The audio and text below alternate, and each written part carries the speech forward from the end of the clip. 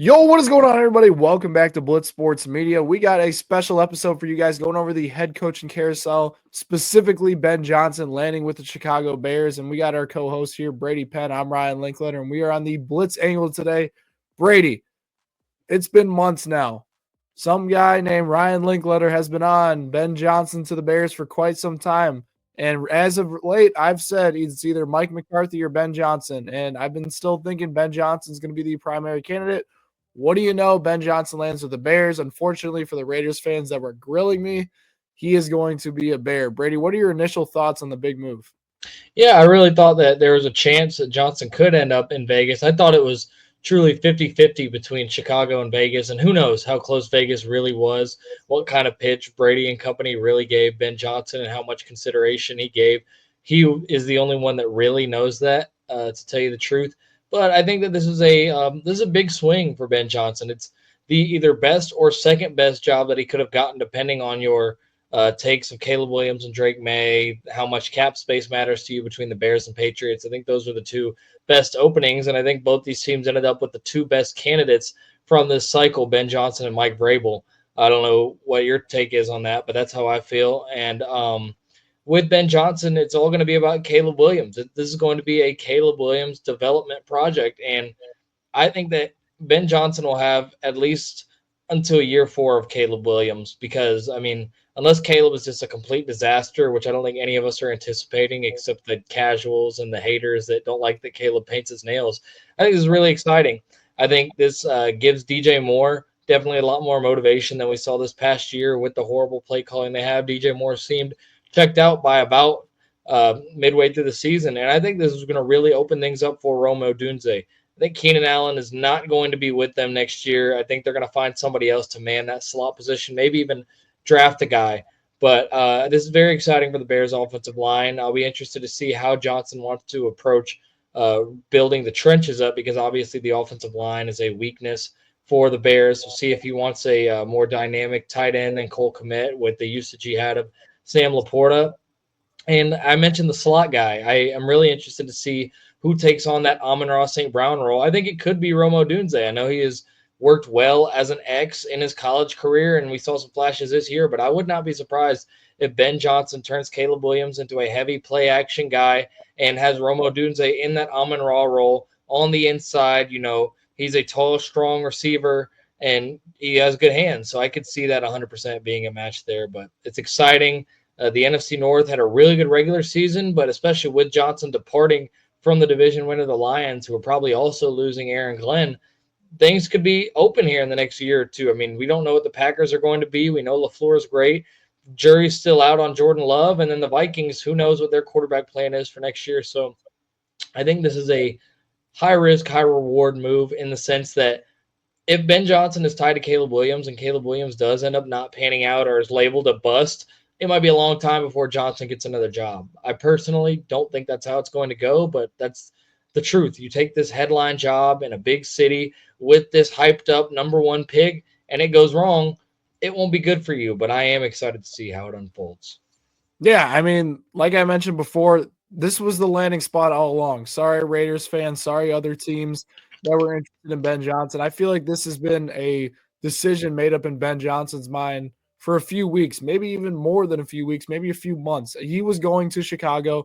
He understood that they had a elite talent at quarterback in Caleb Williams. They had pieces that are put in place on this roster to have a successful win now team. They have good draft picks this season. They even have a little bit of cap space to mess around with too. That is what is so appealing about this Bears job.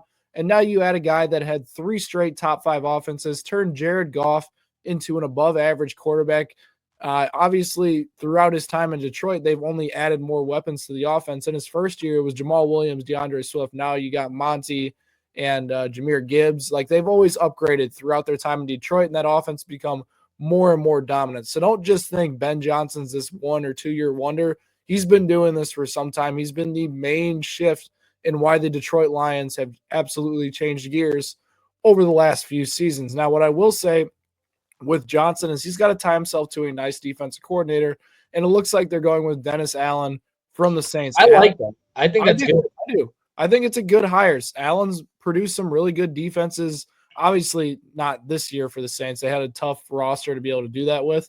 But in the past, we've seen him complement Sean Payton really well as a defensive coordinator, produce some really good Saints defenses that ultimately carried a older Drew Brees when he needed a little bit more help. So I think this really does bode well for the Bears. And you have to think about it like this: Ben Johnson is tying himself to a defensive coordinator that will likely never get another chance as a head coach.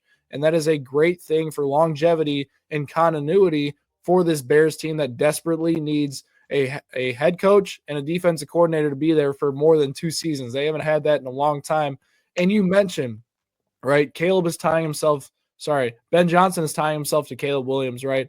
If it doesn't go well, he's probably gone with Caleb at that point. That would be a very similar situation to what happened to Matt Nagy. Hot name coming out, produced one of the better offenses. And then what do you know? Nagy's out in 3 years despite having a first year successful, and then he could get another line. Ben Johnson is a young coach, and I could see it, but ultimately, Brady, this is the spot that Ben Johnson wanted to be at. If you had a guess right now, where do you think Johnson's going to want to address the Bears roster? I know you touched on offensive line. Do you think that is the biggest thing they want to fix heading into the offseason? I think it is because I think that a big part of the Lions' success was how their offensive line was just able to move people. They were able to get a push. They were able to block for long periods of time in the play action game. They opened up major holes for both Gibbs and Montgomery. And as I mentioned, that is the weak link for this Bears offense right now. I think you've got two good receivers. You've got one guy that's proven he can have an elite season at wide receiver. We'll see at running back. I think they could add at running back maybe in the third round, something around there. Because I mean, you get guys like Bucky Irving, et cetera, in the later rounds of the draft. Running backs are no problem, and you don't need to go first or second round with that. And obviously, you have the quarterback you want. Don't think they go tight end. The only way I could see them going tight end is if they wanted Tyler Warren or Colston Loveland. I tend to doubt that. But I think offensive line is the player. This is a loaded offensive line draft class. There are a ton of really good tackles. You've already got one tackle locked down in Darnell Wright, who they drafted a couple years ago out of Tennessee, has been good. The rest of the offensive line is what needs fixing. So maybe they get another tackle here in the first round. But we'll see. I could also see a defensive guy, even though it's Johnson. I could see a defensive guy because it's clear. They need pass rushing. That's exactly. I think we could see an edge. We could see a James Pierce. We could see a Nick Skirton from Texas A&M, a Jalen Walker from Georgia. It'll be interesting to see. But if you're telling me they got to pick somebody on the offensive side of the ball, I think it's definitely another tackle. Yeah, it's interesting for sure. Braxton Jones obviously hasn't been bad there. You mentioned Darnell Wright. I don't think they're giving up on him. He's been a solid player. I think the interior needs a little bit of revamping up in there to be able to move the ball inside, which we didn't see the Bears do very well. Obviously, the scheme this year wasn't elite for the run game. Shane Waldron did not have a very creative run game, which Ben Johnson is going to be able to change here this year. I think they do address the offensive line. And like you said, the tackle class is deep here. I actually think they go interior, try to get those three guys, get a more power running back potentially later in the draft. I heard Genty rumors today because Caleb took a picture with him.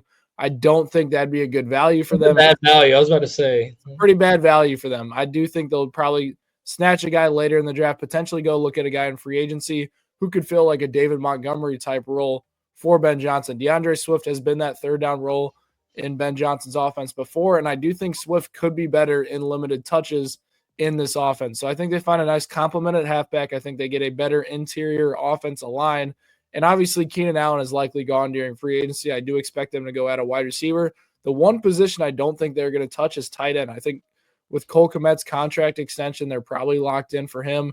And Kmet was basically not even utilized in the Thomas Brown days or even the Shane Waldron days in this offense. I think he does have a little bit of a revitalized year here for the Chicago Bears. Defensively, it's that pass rush. I know Dennis Allen hasn't necessarily produced a ton of great pass rushers in his time in New Orleans, but this defense is going to need another pass rusher outside of Montez Sweat to get this defense going. They need another one. The coverage linebackers and Tremaine Edmonds is definitely a concern. He could be a cut candidate this offseason, I think.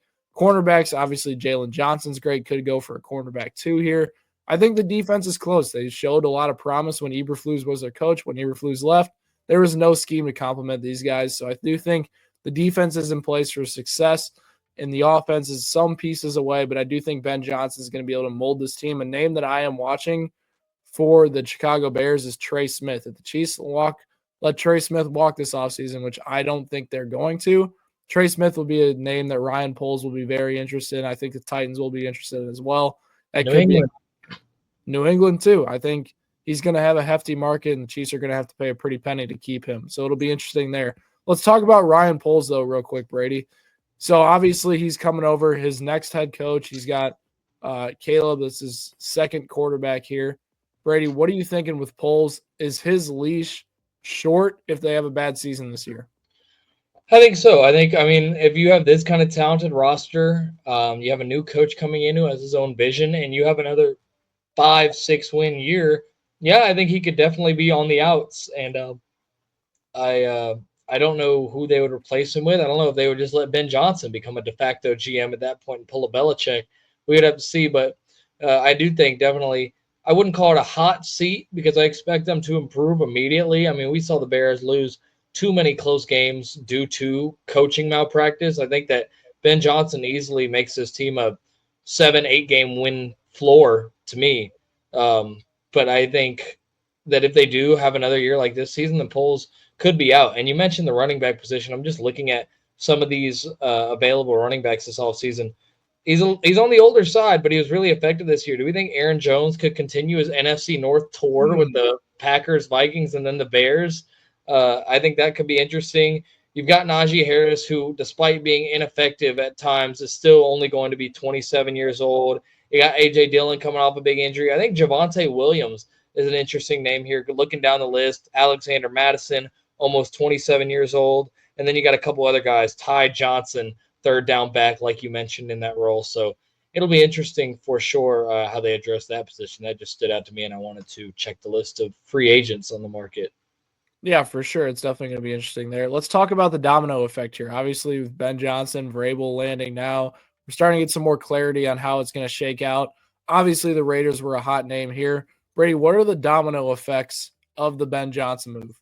Yeah, I think it kind of sends things all over the place. I do think that the most, I'm not going to say locked in, but the one that I view most likely move still is, and the next to probably come off the board is Liam Cohen. And I think that's going to be to Jacksonville. We saw a report the other day that Liam Cohen had a meeting with Jacksonville through the early hours of the morning. I think he left Jacksonville at like midnight or 1 a.m., they said. And that was a productive meeting. Gets to stay in South Florida, gets to coach Trevor Lawrence and an offense that we have seen have success. He's taken Baker to an even higher level than Dave Canales took him. So I think that could be the next one. But then you look at the Raiders, the Saints, and the Jets. I believe those are the three openings after that, correct? And Cowboys. And the Cowboys, yeah. So one thing I do want to say about the Cowboys, do we think it's completely ruled out that they find a way to bring McCarthy back? Do we think that that's completely done?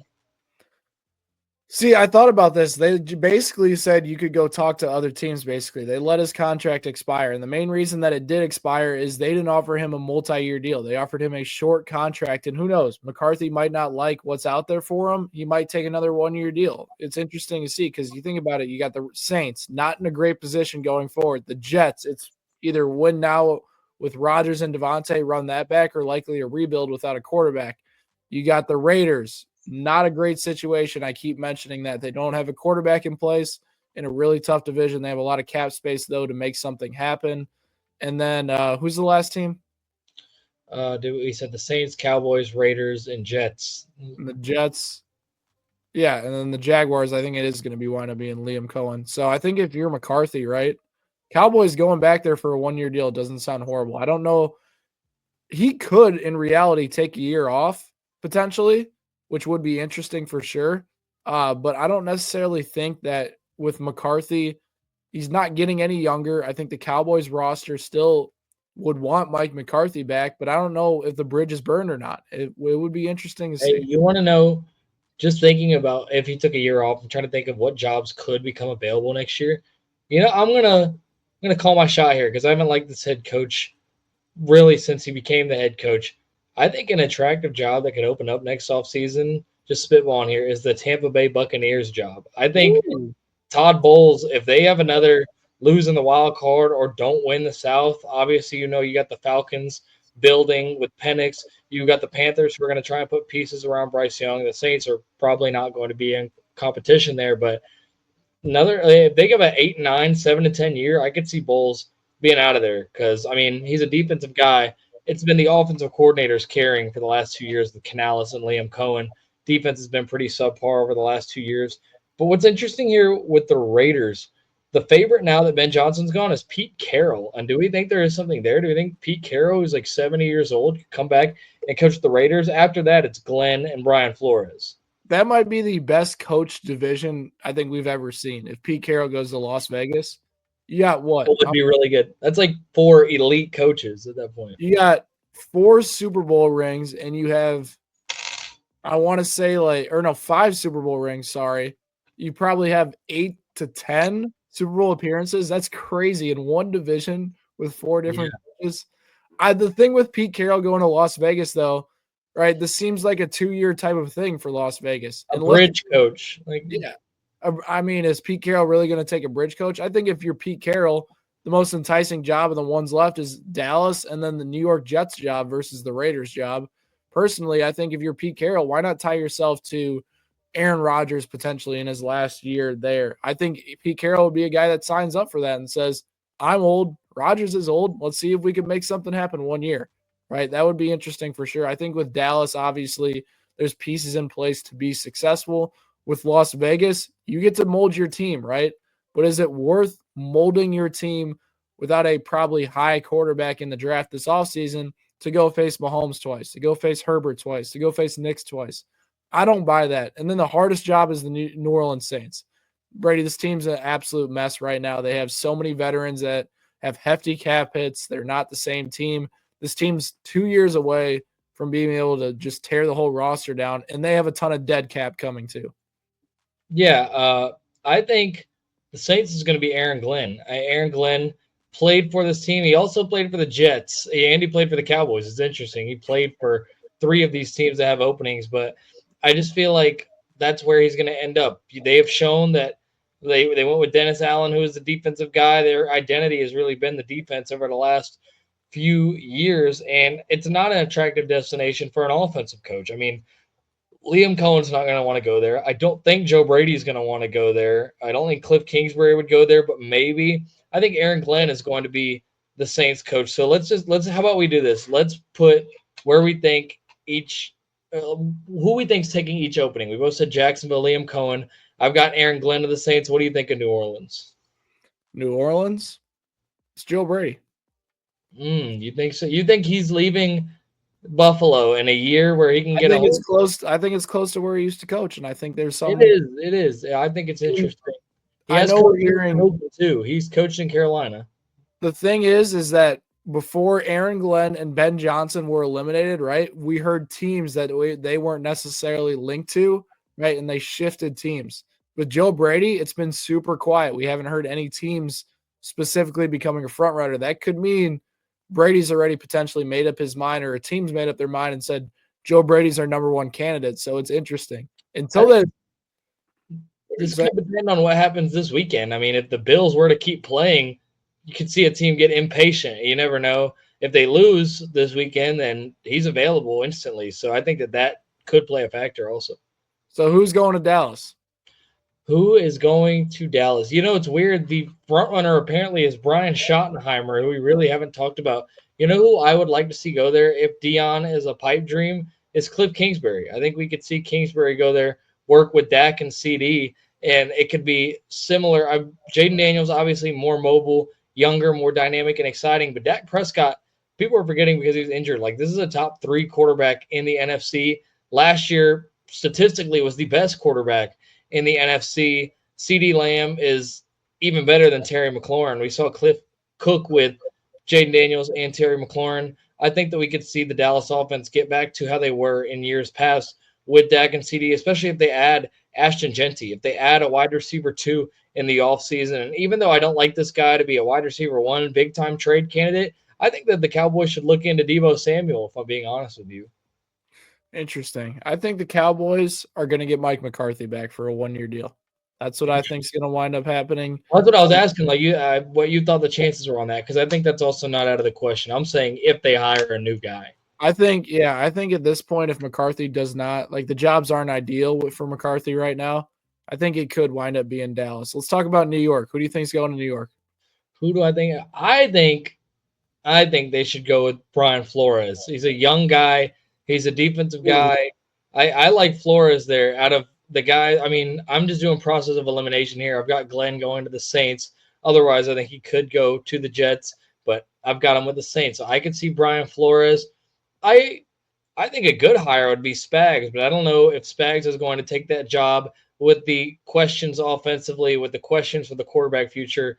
And, he's an older coach. He's probably going to want to go somewhere where there are things set up in place to win pretty quickly. I don't think New York is a spot for him. I think he could be the best hire. And I think that Arthur Smith is in the running for this one too. I really do. I know they've interviewed him, and I think it would be a mistake. We've already seen Arthur Smith.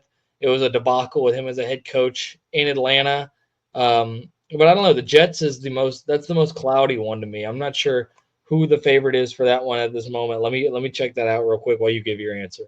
I'm saying Aaron Glenn. I think they're going to get a older coach who's had a lot of experience in the league, and I think Aaron Glenn's a good fit for them.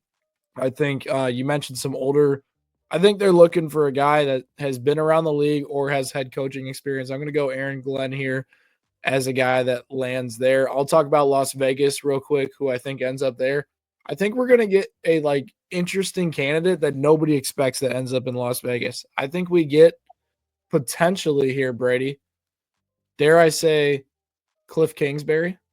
Okay. Cliff Kingsbury might be heading to Las Vegas. I know, obviously, they were in on Ben Johnson. I think the way the reports were with Ben Johnson, they are desperate for an offensive mind to come to Las Vegas. They had Antonio Pierce there, who, wasn't brutal by any means, but the offense was not necessarily where it needed to be. I think they're going to try to go shoot offense. I know a lot of people think Brady has a lot of say in this coaching decision. We'll see what actually happens when it comes to push to shove. But I do think they're looking for an offensive mind. I'm going to mock Kingsbury there. But to be honest, this is the most I don't want to say questionable job, but I think it's the most diverse job of who could wind up landing there. I agree. And guess who this site has as the favorite for the Jets that we haven't even mentioned? They think that Bobby Slowick is the favorite to be the Jets' next coach. That I could see Bobby Slowick going to the Raiders too. It's Slowick, then Brian Flores, then Joe Brady. Those are the top three for the Jets on these odds. On the betting odds? Who's the Raiders? Oh, we talked about this already. Did the Raiders? That was Pete Carroll, wasn't it? Yeah, Pete Carroll. Yeah, so it's definitely interesting. This is always the hardest thing to predict in the NFL, to be honest. Except Mike Vrabel. Mike Vrabel was pretty easy to predict. That was pretty. Hey, Ben Johnson was pretty easy to predict. If you just paid attention a little bit, it was easier to predict. But hey, we really appreciate you guys tuning in today. We are going to have a breakdown of both championship games for you guys throughout this week. Go over some film with you guys. Go over what teams' keys to success for this matchup. Go over some key details. We're going to have everything for you guys. Make sure you hit that subscribe button for the content this week, and we'll catch you guys next time. Yes, sir.